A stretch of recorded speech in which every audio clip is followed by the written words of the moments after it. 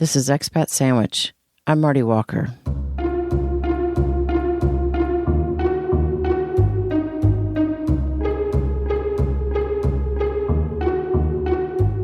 We are about to get out of the car and say hello to Tiffany Parks. Yes, that's right, your co-host, live from Rome here in Seattle for 2 brief days. So, let us go accost her. I'm just as excited as could be, although a little bit more enraged than I might have been had I not just sat for an hour in traffic. Thanks, Seattle.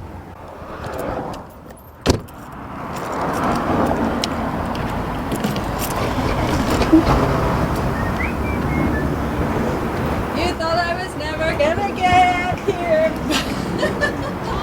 Hey. Oh my God. Gorgeous woman, I love you. I miss you. I'm so happy to see you. That's Katy Sewell meeting Tiffany Parks last summer in Seattle. Together, they've been hosting a weekly podcast called The Bittersweet Life. Tiffany is a writer and editor for an American travel magazine and has been living in Rome for the last 13 years. Katy's a veteran public radio producer, living and working in Seattle most of her life. And they've been best friends since the 6th grade. We met in 6th grade on the school bus. And basically, Tiffany was sitting in a seat. I walked up to her. I didn't really know anybody. I just moved to town, and I walked up to her, and I said, "Hey, can I sit here?" And she said yes. And that's how we ended up meeting each other. And she was never in any of my classes. That was the only year that she went to school, that like the same school system as me. The only time I would ever see her was on the bus. And we would sit together on the bus almost every day, I think. Then we both ended up acting in the same theater, which made it so that I think our relationship actually remained. I don't know what it is about theater people, but some of those friendships are the longest lasting ones I've had. And I think just being in enough plays together just made it so that we stayed friends for a lifetime. We were always incredibly different people. And, you know, Tiffany did leave home right away when she turned 18.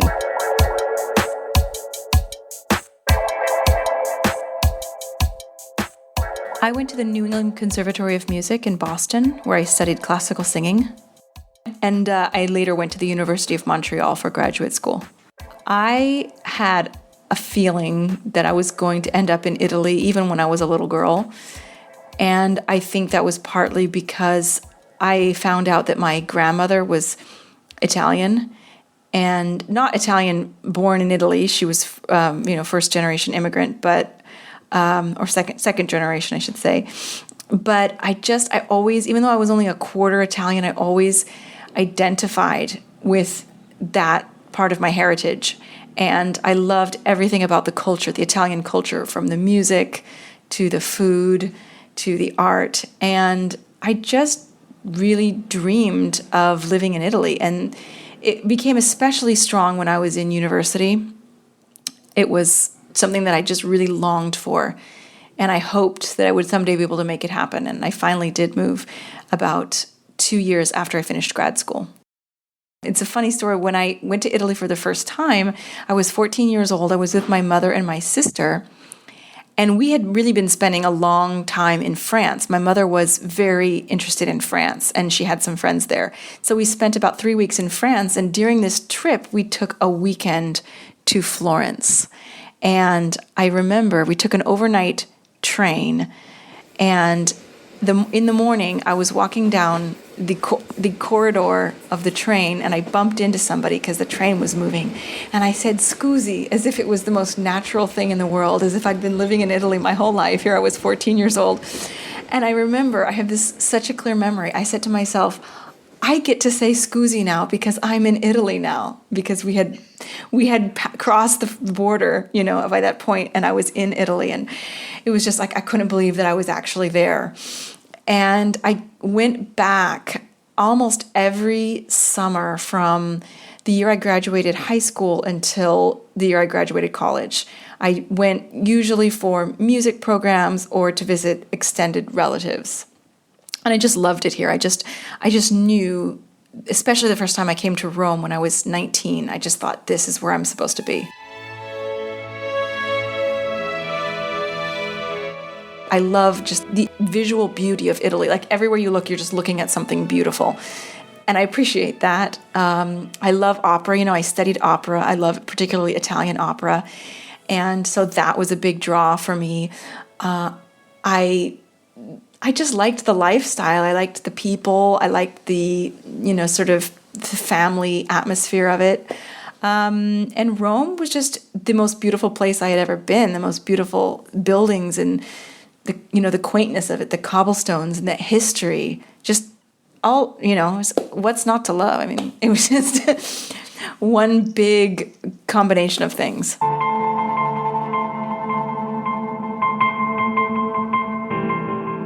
I think it's probably universal for expats that the first year that you're an expat, a lot of hard things happen. You come up with a lot of challenges. And I think that's just part of the deal. And I am an incredibly stubborn person. And I had some really bad experiences, that and another, my first year. And my mom kept saying, why don't you move home? Why don't you move home? And I was like, no, I came here. I'm going to do this. And sure enough, about 9 months into it, it started to get better and it started to get great. And from there on out, I was very happy.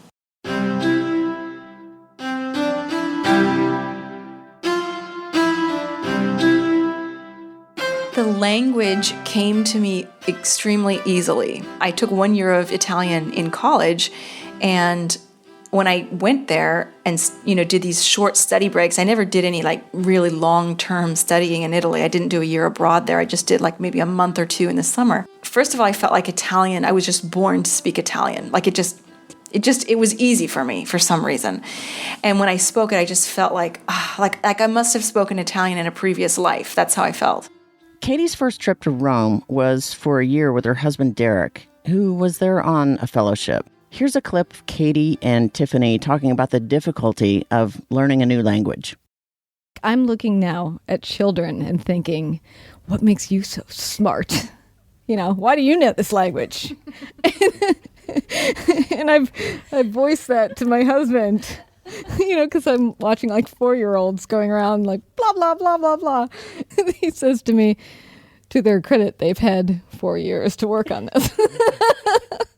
Now, I spoke Italian relatively well when I moved here, not fluently, but I had had several years of lessons, and I had traveled here for, medium length periods many times. But what I noticed was I had no sense of humor in Italian at that time. And I feel like someone who, I can crack a joke every now and then. I could make people laugh. In Italy, I couldn't make people laugh because I didn't know how to joke. And I couldn't take a joke either because I couldn't tell when people were joking.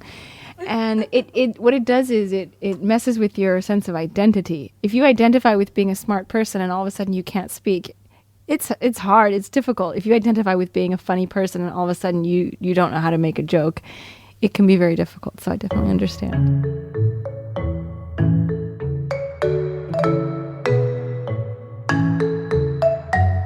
So I was curious, how did they come up with the idea for this podcast? It was Katy's idea. Not surprisingly, her being a radio professional, she moved to Rome in September of 2013. And she moved with her husband, who was studying. She was not able to get a work visa through him, so she was not able to work. And she had been working very, very intensely for many, many years. And I think it was a shock for her to suddenly be idle. And although she was writing a lot and she was, kind of trying to learn Italian, although she never gave it a huge effort, which I tease her about a lot, she didn't really have, an occupation. And so a couple months into her stay, she came up with the idea of the podcast and asked me if I wanted to do it. And of course I said yes.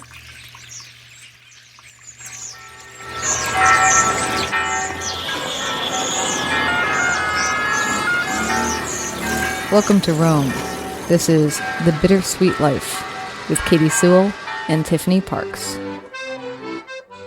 I knew that I wanted to experiment with podcasting while I was there, but I think I went through a period of time where I just really needed a break from making radio. So I just sort of didn't for a while. We were trying to come up with a name that illustrated that being an expat or living abroad or, being displaced in some way was not all good and it was not all bad. Obviously if you travel a bunch, you're going to discover some great things, but you're also going to feel really uncomfortable sometimes.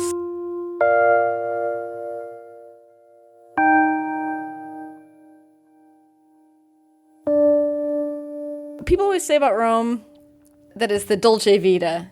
And Tiffany took a deep breath and she says, yeah, but it's more like it's the bitter dolce vita.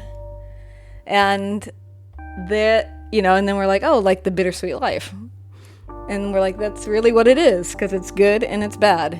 And actually, so if you go zoom out, that's life too, Life is bittersweet. And it just seemed to fit that the show was not going to be about travel tips and glory. It was going to be about the good and the bad things that happen to you when you decide to do something different, Both of them had to confront their own unique concerns around what this podcast would require. The only reservation that I had was putting my personal life out there into the world, because I've been a blogger for a long time, but I only blog about history, art, and Rome, really. I don't generally write about myself, with very few exceptions. But not just that, but also just talking about like my personal feelings and experiences, because the things that we talk about are often very, they're very introspective ideas and thoughts and, the kind of experiences that you have when you're an expat. And so I kind of put it all out there in a way that I never did on my blog. And so I am hesitant a little bit about that, but I guess I've gotten used to it. I always believed that radio show hosts needed to reveal themselves because listeners want to get to know you. They feel like they know you. It's in a more intimate way. And so even when I was in public radio, I think I had a tendency to expose who I was and who the host of my show was a lot more often than other people would, and a lot more often than, frankly, my boss wanted me to. I got in trouble for that a couple times. But when it came right down to it, I found that it was really hard for me to talk honestly and be open, and particularly with my opinions, because my opinions are not often very strong. I interview so many people, I'm constantly shifting how I think about things because of being exposed to so many people. And I was a reporter forever, so you're supposed to remain relatively neutral.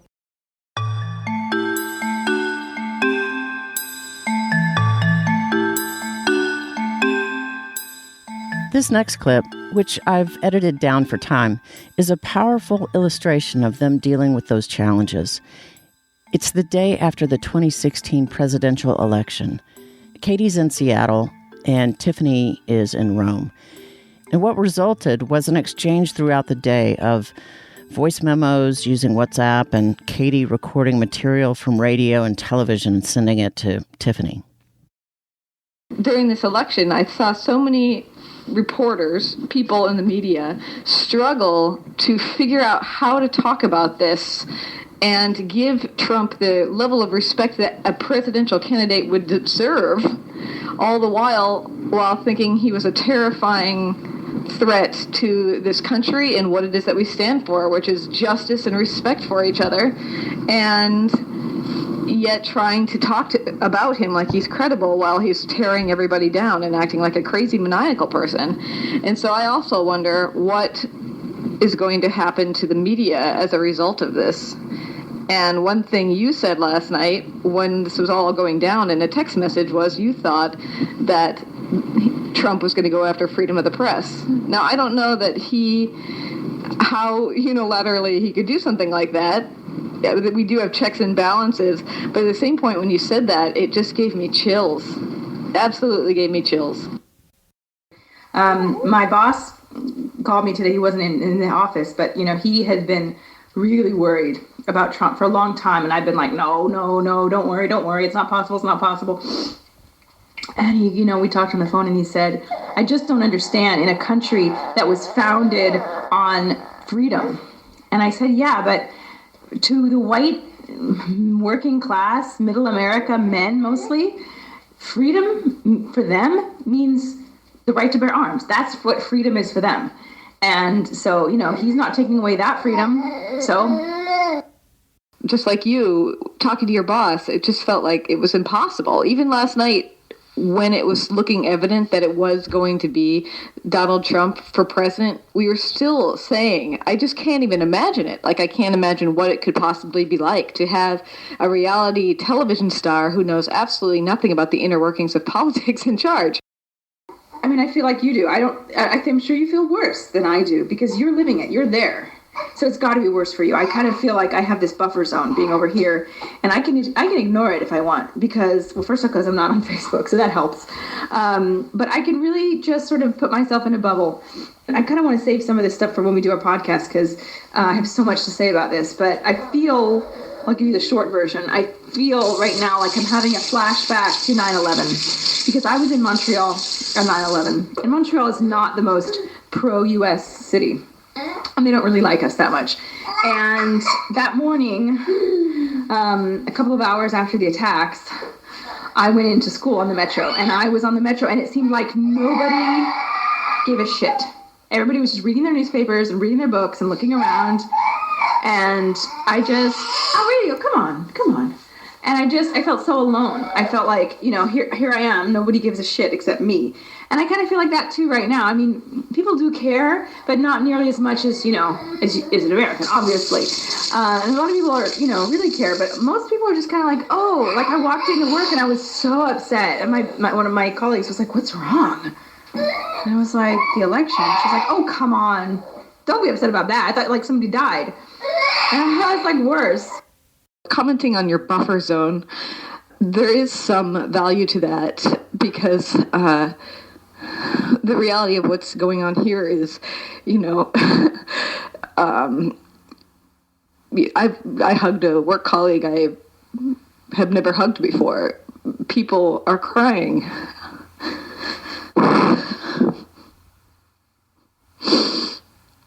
So, see, look at me, even just saying crying. It's hard to watch so many people in pain and so scared. And that's what it's like right now. To go back to your other point, though, is that, I mean, there are expats all over the world that are watching this election, and some of them are no doubt happy, and some of them, probably most of them, I think, are shocked and appalled and will have to speak for why America made this decision to all the people around the world that are curious who are watching this from the outside. And I do think that I totally understand your sense of isolation in this. It's a dramatic thing for you, and who are you going to process it with over there? People aren't going to understand what it meant to you or what it means to America. I would say, and Tiffany would probably agree, that we know each other way more now than we ever did before working together. I now know her opinions on things that I have, had never known. And I had no idea that the way that we saw the world was so different from each other. Like that she is such an optimist, and, she doesn't dwell on her own death and all this stuff, and I can't get past those things, and she kind of has this, like, everything's going to work out okay. And she's a little bit more scrappy and tough, and I just didn't know all that about her like I know it now. It's funny because, we've been friends for so long, but we've never been as close as we are now, because we talk every week, and we don't just chat about, random stuff. We sit in and we talk about what we're experiencing and what we're feeling. So it's actually an incredible opportunity that I've had to get to know one of my old friends even more. But I would say that she's a much deeper person than I ever gave her credit for. Not that I thought she was shallow. Of course I didn't. But she's incredibly thoughtful and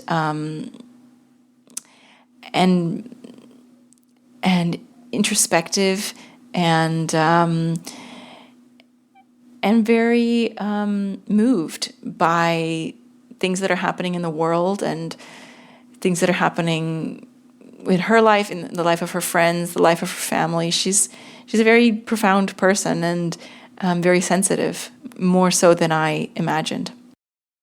When we were covering the 2016 elections, she said, I'm so used to not, as a NPR producer, just, not being able to express my opinions about current events. And, I didn't think about that before. I didn't honestly stop and think, oh yeah, that's, of course, she wouldn't have been able to talk so candidly. So I'm not going to say that I noticed it that much because I didn't realize how difficult that was for her, or let's say, not say difficult, but how foreign that was for her when we started out.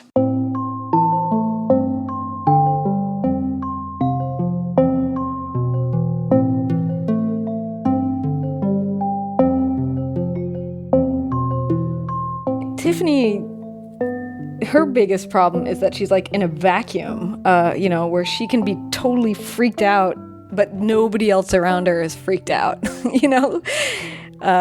She just doesn't.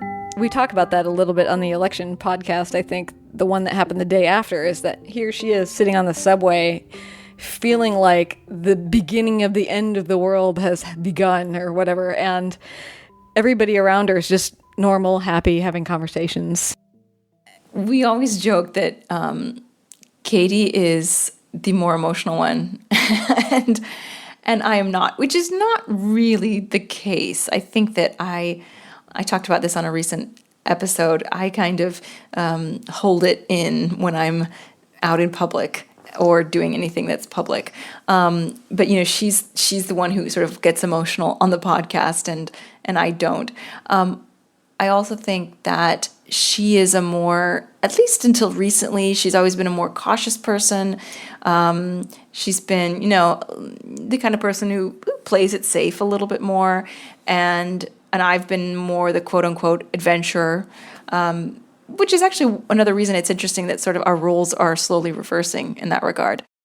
So now we have kind of a running joke that if anybody's going to get emotional on the show, it's going to be me, and Tiffany's going to be the one that keeps it together, which is not the way it is in real life. So, Tiffany is much more emotional than me in real life. She's much more dreamy. She's much more likely to burst into tears at a wedding. But on the podcast, for whatever reason, you've gotten to see me over the years in some really, really hard moments.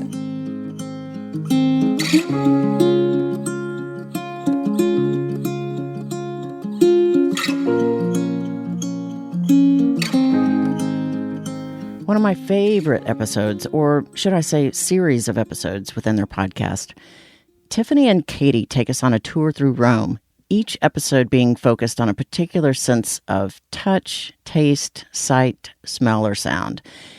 Here are several clips from that series.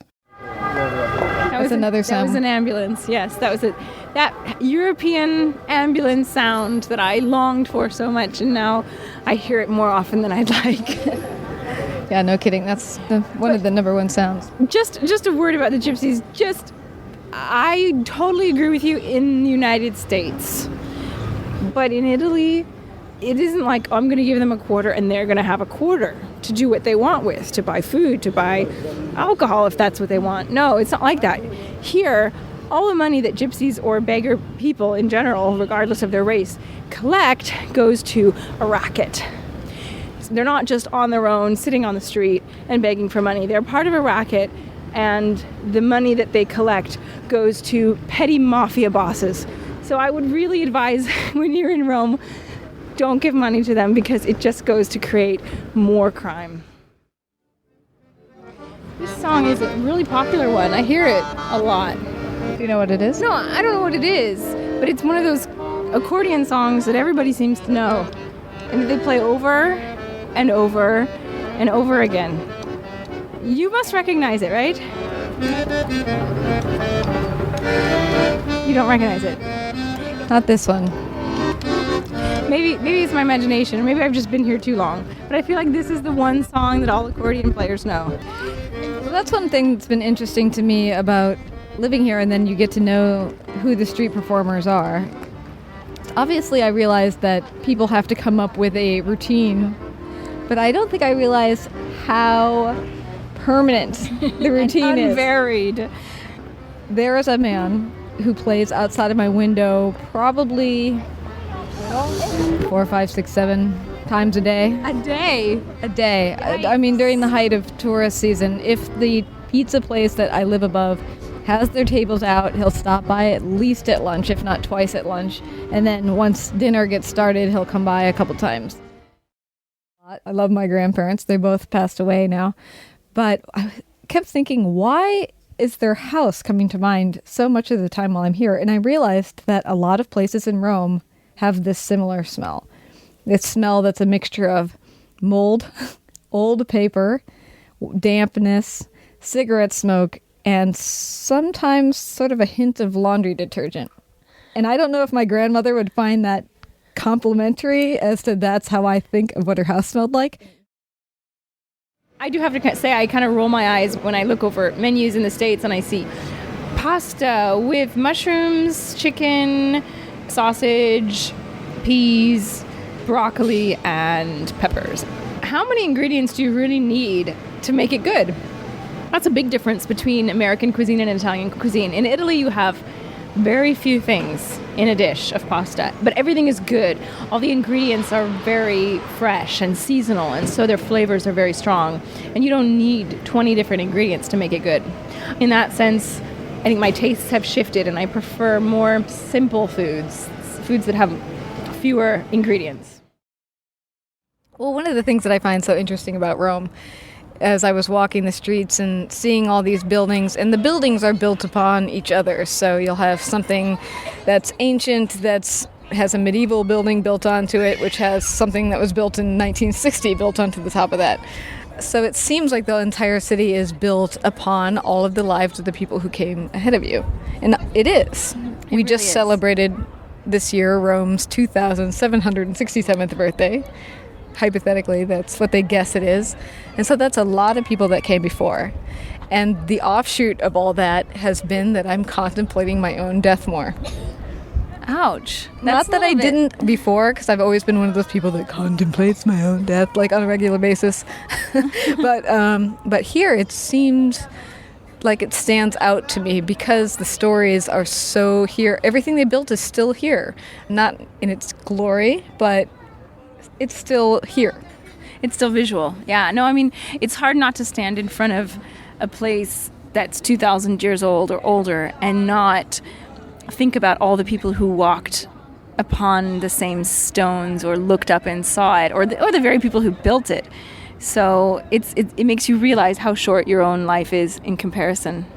When you live in a place where, especially if you come from the west coast of the United States like we do, the oldest thing you're going to find is maybe early 1900s, and that's on a good day. And so you have this sense that, your life, your hopefully 80 or 90 year plus life, is a big chunk out of time, because all you can see really is 100 years back. Whereas here you can see thousands of years back and you realize that you are a drop in the bucket. So have you found that has changed how you feel about your life at all since you moved here 10 years ago? A little bit, not drastically, like I think maybe it is for you. I don't really contemplate death much either way. Lucky. Yeah, but I will tell you that it has given me a much greater interest in history and appreciation for history, as stimulated a love of history that I didn't really have before I came here. Growing up, you always are taught, well, it doesn't matter where you're buried. It doesn't matter if you're buried or cremated or thrown off a boat. You don't care. Dead don't care where they are. Where they're buried is for the living. It's what they could afford. It's where they could go. That sort of thing. And it's not that I began to care. It was more that I started to realize that it was very difficult for me to picture me being dead and somebody else having to decide, should I put her in this pretty place? Do I have enough money to stick her in the catacombs?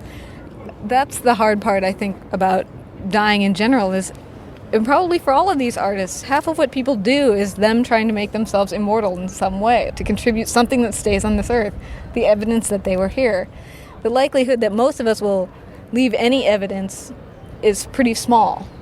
And so it's just gets to that point where you just can't picture you not being around, you know? And then Rome somehow allows you more to picture you not being around, because everything around you happened before you were around. And there's going to be a whole lot of stuff that happens after you're not around anymore. And that's where I go down the rabbit hole. Yeah, that is frightening when you put it like that. There is proof that I have been here, because there's a little bit of lipstick on a door. That's true. Do tell the When story. I first moved here, I was living for about a month, not far from the Pantheon, and I think I was going out, and I was standing right by the door, big, huge stone doorway, putting on some lipstick, and I accidentally hit the door As frame. you just hit the microphone. Sorry. I accidentally hit the stone doorway with my lipstick, and it got a smear of lipstick on the doorway. This is 10 years ago, and that smear of lipstick is still on that door. Where I don't live anymore, obviously. Yes, I walk by it, and every time I walk by it, I'm like, oh, hi, Tiffany. So that is proof that I've been here. Our generation, or let's say this time in history, these last maybe 10 years in history, 15, 20 years, is really the first time there's been so much documentation. I mean, the amount of documentation that every single person makes in their life, even people who, let's say, eschew technology and who don't use Facebook and aren't on Twitter, even still, I mean, if you think about it, when you used to have to research someone, let's say you wanted to research your family tree, finding a letter from someone, from one of your ancestors from 150 years ago is incredibly exciting, because it gives you this little window into their world. But for the people who are going to come 150 years after us, it's going to be overkill. I mean, there's going to be too much. It's going to be, oh, you know, my great-great-great-grandmother Tiffany did a podcast. She had a blog. She was on Twitter. She wrote a bunch of books. Well, hopefully. She wrote for a magazine. These are all her articles. These are her letters that she wrote to her friends and her emails. What kind of documentation is every single person going to leave? Or they're not going to leave anything. It's just going to be so much that nothing is as valuable. Yeah, that's what I mean. It's not going to be valuable at all. It's not going to be exciting to be like, oh my gosh, I just found great-great-great-grandma Katy's letters to her husband when he was in the war. It's this gonna be girl, like, whatever, yeah. This is boring. Her intimate thoughts, it's no one's going to care. Her Facebook up statuses, 20 Facebook statuses every day. I'm going to go to the market now. I mean, it's this excessive minutia of the details of people's lives.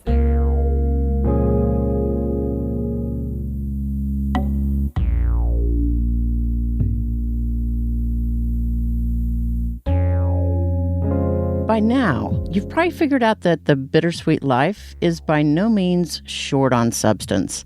They've covered an incredible amount of ground. I asked Katy and Tiffany to share their thoughts on where they've been and where they're headed. The show has evolved a lot over the time, but I would say it actually felt pretty natural right away.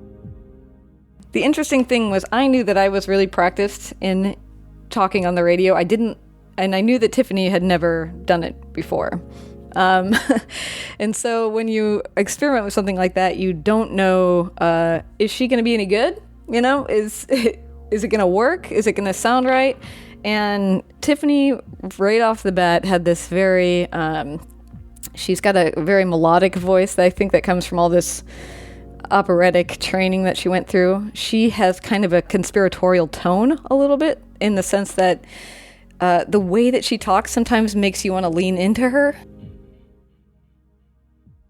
Where it started is it's such a simple concept in its beginning of short-term expat, long-term expat share their experiences and compare and contrast how they're doing, that kind of thing. That was the original idea.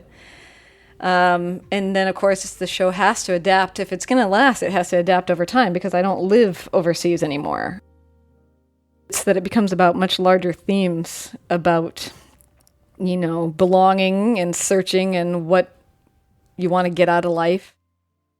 Yeah, it's become much more wider in its concept. It's more about curiosity and exploration and pushing the envelope, or not even that, changing the script, that you don't have to follow a line, whatever the cultural script tells you to do with your life.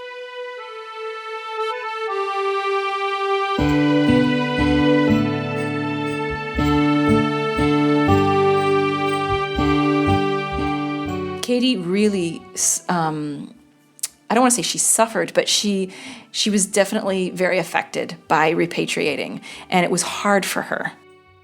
So we talked about that a lot, her being in Seattle and me being in Rome. And now we've started sort of another phase in which she is moving around all the time. She's kind of trying to find the place where she's meant to be. And so, she was in Mexico, and then she was in New Orleans, and she's heading to Montana soon, and I think she's going to be moving, at least temporarily, to the San Francisco area. So she's kind of a woman on the move right now, and so we've kind of started a new phase. I was curious to know how the expat experience had changed them.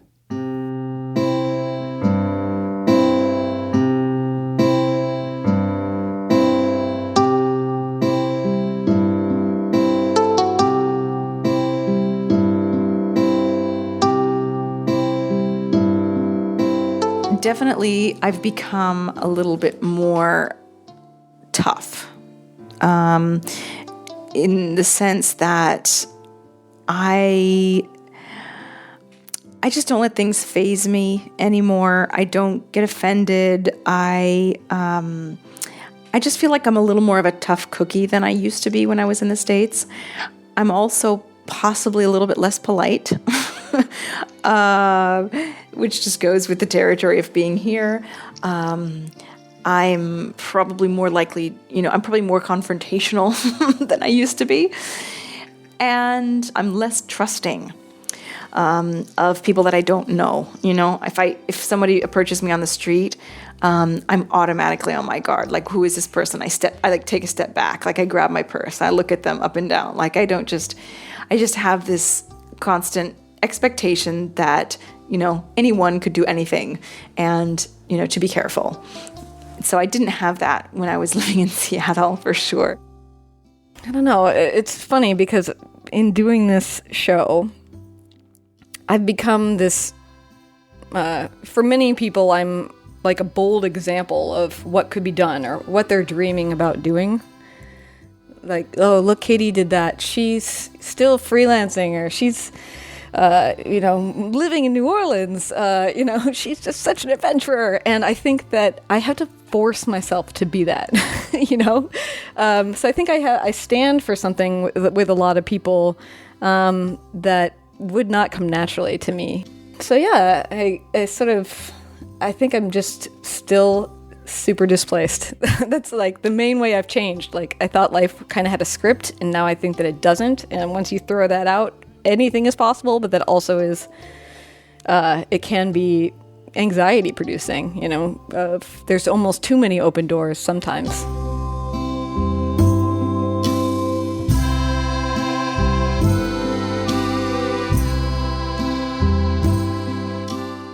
You could almost say that we did things in reverse. When I was in my 20s, I was, not anchored. I was going here, going there, living in all sorts of different cities and moving around and moving to Rome. And she was, putting her head down and starting this, very important career and staying in one place and staying in the place where she grew up. Now, I've been living in a city for 13 years. I have a very quote-unquote stable life. I'm now a homeowner. I have my kid. If I were to want to move cities, it would be a major undertaking because I'd have to totally uproot my whole life and my husband and my child and all of that. Whereas she is now on the other side of it. She's, untethered and is able to be to look at the world and say, where do I want to be?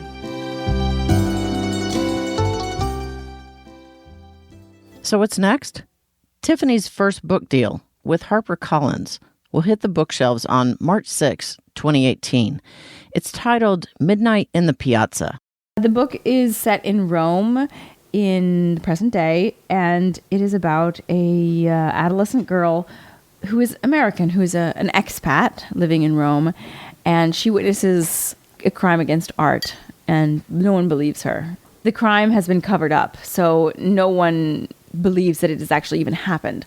And she knows that it's happened, and so she goes on a quest to solve the mystery of what happened to it and to return the art that has been stolen to its proper place.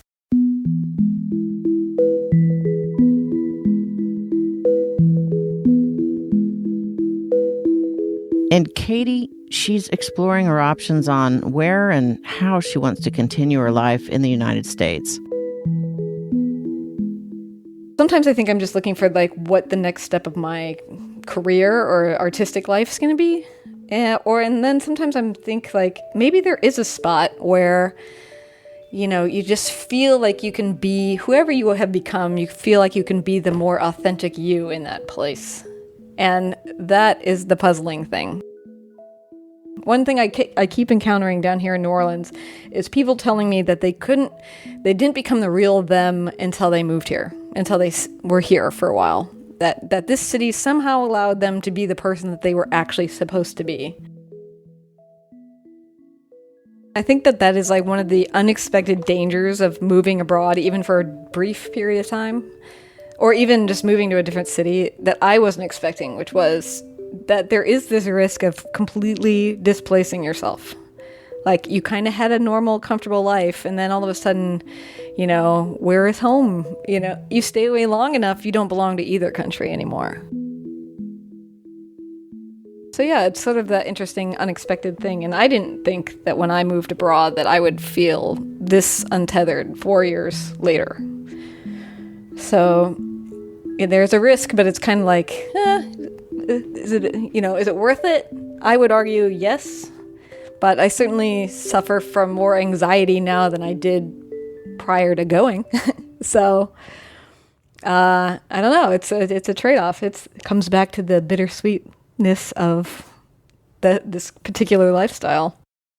I believe as one of the characters in Little Women says, I'm going to misquote it. It's Amy when she goes abroad to travel and she says something like, Rome has humbled me. And I think that's true. We should leave it there. Let's leave it there. This is The Bittersweet Life. I'm Katy Sewell. I'm Tiffany Parks.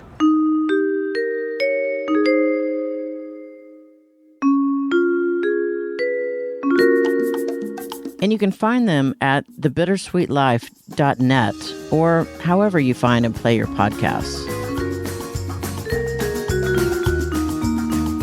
Many thanks to Jess Mizrak for turning me on to these fine ladies and their podcast.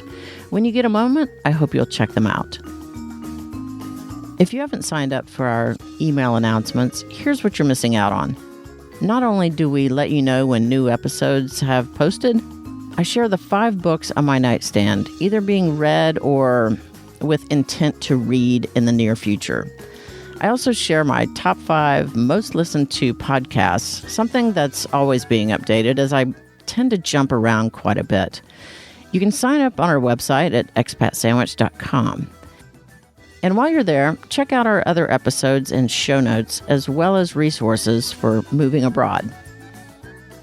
Thanks to Patreon members Louise Walker, Tim Hurst, Jay Shen, and @HonorableHusband. We are incredibly appreciative of your generous support. And if you're a fan of the show and want to know how you can help us out, head on over to patreon.com/expatsandwich to make a donation. You can also leave us a review on iTunes. You know, I got to say, it's really nice to get feedback from our listeners. And many thanks for tuning in. We really appreciate you. Expat Sandwich is produced by Marty Walker.